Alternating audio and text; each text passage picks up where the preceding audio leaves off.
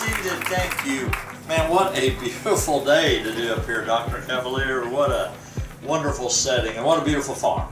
I feel like I'm in the country a little bit today, so that makes me feel pretty good. He has worked tirelessly these past few years to get where we were today. Today's historic event demonstrates that we listened. Our vision was to establish a new campus in the western border of St. Charles County. With the support of our trustees, we purchased the 55 beautiful acres that you see here today. Our new Regional Workforce Innovation Center.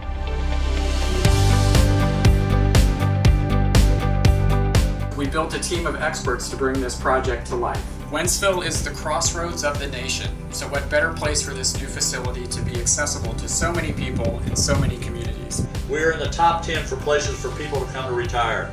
Those are the difference we're making by the investments we're making in the state of Missouri.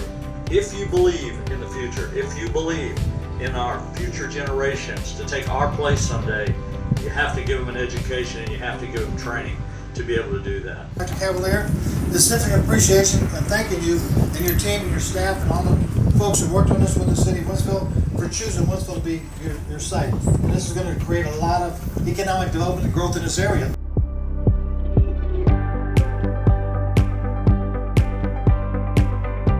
And thanks to the wisdom and leadership of Governor Parson and the support of our St. Charles County delegation in Jefferson City, we will receive significant funding from the state of Missouri. So I want to sure thank the family that got together with the college to be able to put this together. Because you will truly change lives. I think that's got to be one of the proudest things that you get to be part of.